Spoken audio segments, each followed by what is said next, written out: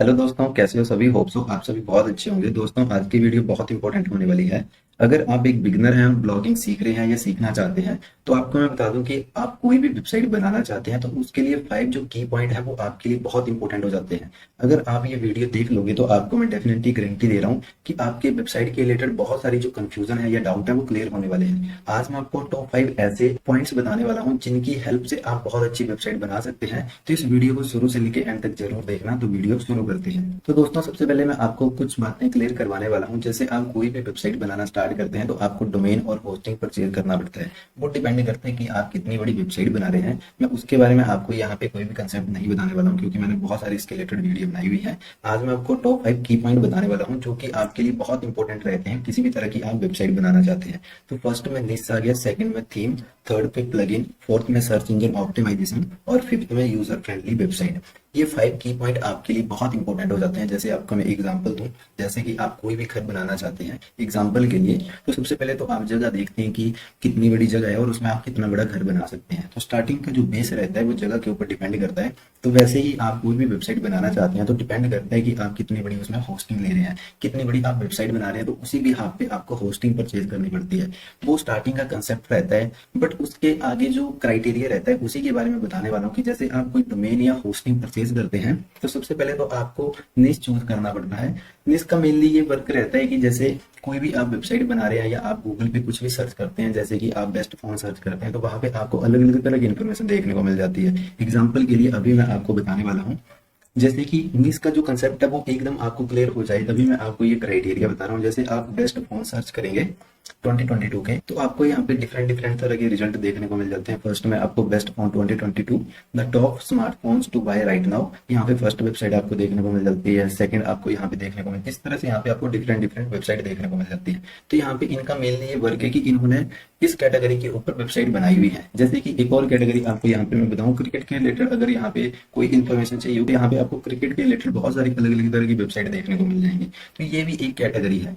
Basically यही मतलब रहता है इसका कि आप कौन सी कैटेगरी में वेबसाइट बनाने वाले हैं। जैसे कि अलग अलग तरह की कैटेगरी होती है, जैसे कि आप पर्सनल वेबसाइट बनाना चाहते हैं या प्रोफेशनल वेबसाइट बनाना चाहते हैं या बिजनेस वेबसाइट बनाना चाहते हैं या एफिलिएट वेबसाइट बनाना चाहते हैं या इसके अलावा आप न्यूज के रिलेटेड वेबसाइट बनाना चाहते हैं। तो अलग अलग कैटेगरीज आ जाती है। तो वो डिपेंड करता है कि आप किस तरह की वेबसाइट बना रहे हैं, तो वही आपकी निश हो जाते हैं। तो निश का यही बेसिक कंसेप्ट रहता है कि आप कौन सी कैटेगरी के ऊपर वेबसाइट बना रहे हैं। नेम कुछ भी हो सकता है, जो डोमेन नेम रहता है वो कुछ भी हो सकता है, बट उसका मेन पर्पस क्या है, उसके अंदर आप किस तरह का कंटेंट प्रोवाइड करके दे रहे हैं, तो वो कैटेगरी मेन आ जाती है। निश का यही मेनली वर्क रहता है। और इसके अलावा अलग अलग तरह की निश रहते हैं और वेबसाइटें रहती है, जैसे आपको मैंने अभी एग्जांपल के तौर पे बताया। और इसके अलावा जो सेकंड आपका मेन कंसेप्ट जो रह जाता है वो है थीम का। जैसे मान लो कि आप कोई भी वेबसाइट बना रहे हैं, अपने डोमेन होस्टिंग परचेज करके वर्डप्रेस को इंस्टॉल कर लिया है, उसके बाद आपके लिए सबसे ज्यादा इंपॉर्टेंट ये रहता है कि आप कौन सी थीम का यूज कर रहे हैं। क्योंकि थीम भी बहुत अलग अलग तरह की होती है। जैसे आपको मैंने बताया कि आप अलग अलग कैटेगरी या निश के ऊपर वेबसाइट बनाएंगे, ऐसा तो है नहीं दोस्तों कि अगर आप न्यूज के रिलेटेड वेबसाइट बनाएंगे न्यूज कैटेगरी में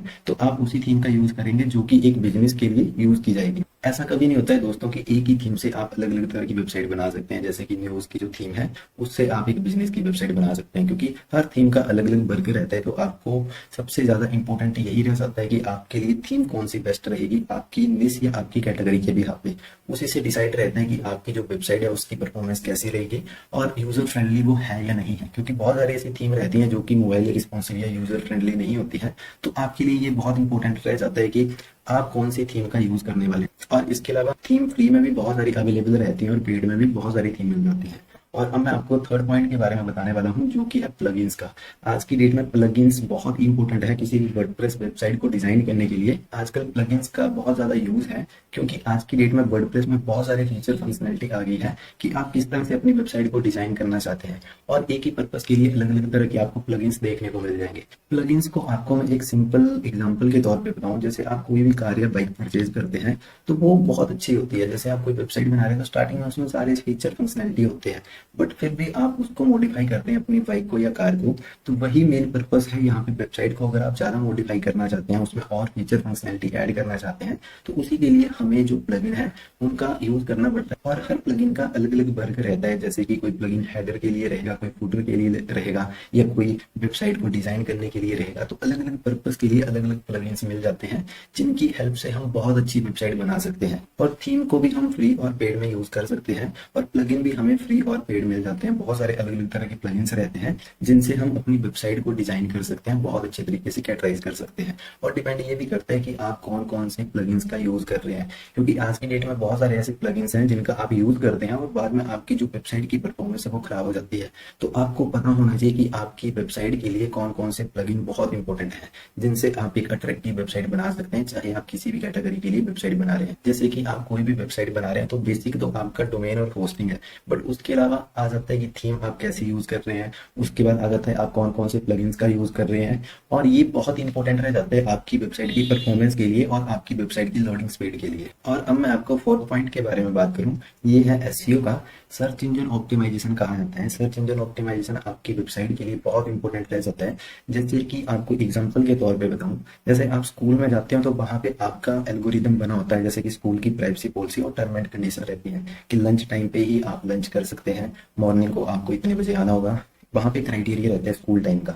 वैसे ही एसईओ का भी क्राइटेरिया रहता है, उसमें भी टर्म एंड कंडीशन रहती है, जिसमें आपको उनका ख्याल रखना पड़ता है कि आप उनका वॉयलेंस ना कर दो, जिससे आपको गूगल की तरफ से कोई भी बग आ जाए। बग का मतलब कि कोई प्रॉब्लम आ जाए, जैसे कि आप अपनी वेबसाइट का अच्छे से एसईओ नहीं करते हैं सर्च इंजन ऑप्टिमाइजेशन का, तो आपकी जो वेबसाइट है वो गूगल पे रैंक नहीं होगी और ना ही उसमें ट्रैफिक आएगी। तो आपका वेबसाइट बनाने का कोई मतलब नहीं रह जाता है, क्योंकि उसमें आपकी वेबसाइट को सिर्फ आप ही देखोगे, गूगल ने उसको फेल कर दिया है। गूगल की जो प्राइवेसी पॉलिसी और टर्म एंड कंडीशन है, वहां से बहुत सारी प्रॉब्लम आ जाती है कि आपकी जो वेबसाइट है वो सही नहीं है। तो उसके लिए आपको बहुत सारी चीजों का ध्यान रखना पड़ता है, वेबसाइट को ऑप्टिमाइजेशन करना पड़ता है। उसके अलावा जो लिंक्स रहते हैं उनको अच्छे से सिंक्रोनाइज करना पड़ता है, उसमें टाइटल डिस्क्रिप्शन टैग का यूज करना पड़ता है। तो एसईओ आपकी वेबसाइट के लिए बहुत इंपॉर्टेंट रह जाता है, क्योंकि ये एक बैकबोन है। अगर आप कितनी भी अट्रैक्टिव वेबसाइट बना दो और आपने उसका एसईओ अच्छे से नहीं किया है, तो आपकी वेबसाइट रैंक नहीं होगी और उसके अलावा उसमें ट्रैफिक भी नहीं आएगी। तो एसईओ बहुत इंपॉर्टेंट है आपकी वेबसाइट के लिए। ये मैं आपको की पॉइंट बता रहा हूँ, ये सभी बहुत इंपॉर्टेंट है।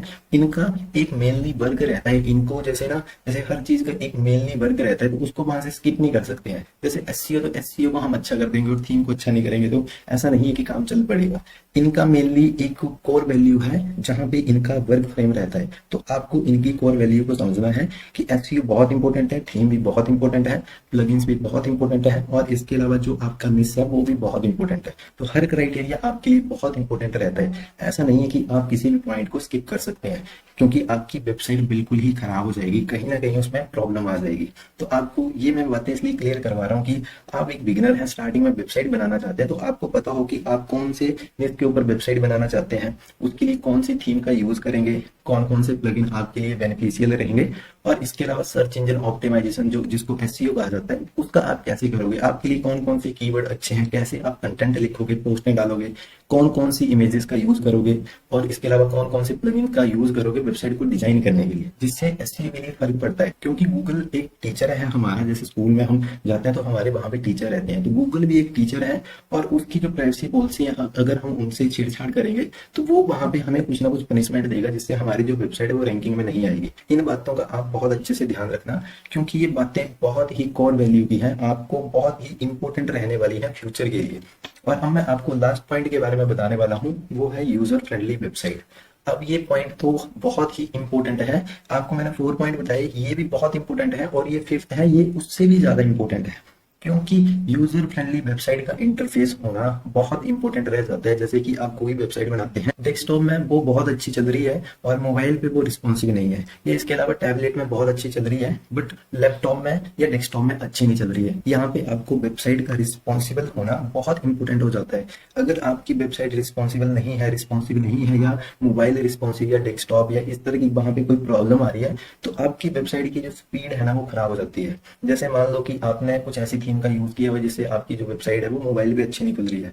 ये ऐसा हो सकता है कि आपने ऐसा कंटेंट लिखा है, उसकी फॉर्मेटिंग अच्छे से नहीं की है, डिजाइनिंग अच्छे से नहीं की है, जिसकी वजह से आपकी जो वेबसाइट है वो बिल्कुल खराब हो जाती है। तो आपको इन बातों का ध्यान रखना है। आपकी जो वेबसाइट होनी चाहिए वो यूजर फ्रेंडली और मोबाइल रिस्पॉन्सिव होनी चाहिए। तो इसके लिए कुछ की पॉइंट रहते हैं, जैसे कि इजी टू नेविगेट कर सकें उस वेबसाइट में, जो भी आपने इंटरलिंकिंग की हो, और इसके अलावा उसमें जो भी कंटेंट आपने लिखा हो तो उसको रीड करने के लिए इजी रहे। कि ऐसा कंटेंट नहीं लिखा हो आपने कि वो रीड करने के लिए मुश्किल हो, टेक्स्ट फॉर्मेटिंग उसकी अच्छी ना हो, तो वो भी आपको ध्यान रखना पड़ता है कि जो भी आप फॉर्मेटिंग कर रहे हैं वहां पे। और इसके अलावा मोबाइल फ्रेंडली हो। अगर कोई भी वेबसाइट है तो वो मोबाइल पे ज़्यादा खुलती है। आपको मैं बता दूं कि जितनी भी वेबसाइटें बनी हुई हैं ज़्यादातर वो मोबाइल पे यूज़ की जाती है, क्योंकि हम कोई भी वेबसाइट बनाते हैं तो हम उसको लैपटॉप पे भी हाथ पे बनाते हैं, बट हमें और भी फंक्शनलिटी मिलती है कि हम मोबाइल के लिए भी वहाँ पे उसको एडिट कर सकते हैं, उसका डिज़ाइन बना सकते हैं। बट जब भी हम उसको ओपन करते हैं तो ज़्यादातर जो लोग हैं वो मोबाइल पे ही वेबसाइट को ओपन करते हैं। और इसके अलावा जो आपकी वेबसाइट की लोडिंग स्पीड है वो बहुत अच्छी होनी चाहिए, लेजर लोडिंग स्पीड होनी चाहिए, जिसमें कि आप वन क्लिक करें तो वो एकदम से खुल जाए। क्योंकि आपने बहुत सारी वेबसाइटें देखी होंगी जहाँ पे आपको बहुत ज्यादा टाइम लगता है। कोई भी वेबसाइट जैसे गवर्नमेंट पोर्टल की आप वेबसाइट ओपन करते हैं तो उसके लिए बहुत टाइम लग जाता है खुलने के लिए, क्योंकि वहां पे बहुत सारे यूजर आते हैं। और वो कई बार ऐसा होता है कि गवर्नमेंट जो वेबसाइट है वो बहुत ही कम मोबाइल रिस्पॉन्सिव रहती है, क्योंकि उनको पता होता है कि लोग यहाँ पे आएंगे वेबसाइट पे, बट डेली नहीं आएंगे, क्योंकि गवर्नमेंट जॉब निकलती है, कुछ भी जॉब के रिलेटेड क्राइटेरिया रहता है, तभी वहां पे हमें जाना पड़ता है। ऐसे हम वहां पे उनकी गवर्नमेंट वेबसाइट को बहुत कम सर्च करते हैं। तो इसी के रिलेटेड हमारी जो वेबसाइट की लोडिंग स्पीड है वो बहुत अच्छी होनी चाहिए। वो डिपेंड करता है कि आप कौन सी थीम यूज कर रहे हैं, कैसे आप डिजाइनिंग कर रहे हैं, और इसके अलावा किस तरह से आप उनमें प्लगइन का यूज कर रहे हैं। ये सारा ही क्राइटेरिया आपस में कोलैब है, तभी आपकी जो वेबसाइट है उसकी जो परफॉर्मेंस है वो बहुत अच्छी आएगी। और इसके अलावा जो ब्राउजिंग एक्सपीरियंस है वेबसाइट का वो बहुत अच्छा होना चाहिए। तो कुछ पॉइंट रहते हैं जो कि आपके लिए बहुत इंपॉर्टेंट रहते हैं, जो भी आप वेबसाइट बनाना चाहते हैं। तो यहाँ पे आपको मैंने 5 पॉइंट बताए। स्टार्टिंग से आपको बताता हूँ कि क्या क्या मैंने आपको इस वीडियो में बताया, जिससे आपको और ज्यादा क्लैरिटी हो जाए कि आप जो भी वेबसाइट बनाने वाले हैं तो उसमें आपको मेनली किन किन बातों का ध्यान रखना पड़ता है। जैसे आप एक बिगिनर हैं, ब्लॉगिंग सीखना चाहते हैं या सीख रहे हैं, तो आपको मैं बता दूं कि अगर आप फर्स्ट टाइम इस वीडियो को देख रहे हैं तो मैं आपको बता दूं कि मैंने बहुत सारी अलग अलग तरह की वीडियो बनाई हुई है। आप उनको एक बार जरूर चेकआउट करना, क्योंकि मुझे भी बहुत सारी अलग अलग तरह की प्रॉब्लम आती थी। उन्हीं को देखते हुए मैंने ये प्लेलिस्ट चलाई हुई है कि आपको इस तरह की प्रॉब्लम ना आए।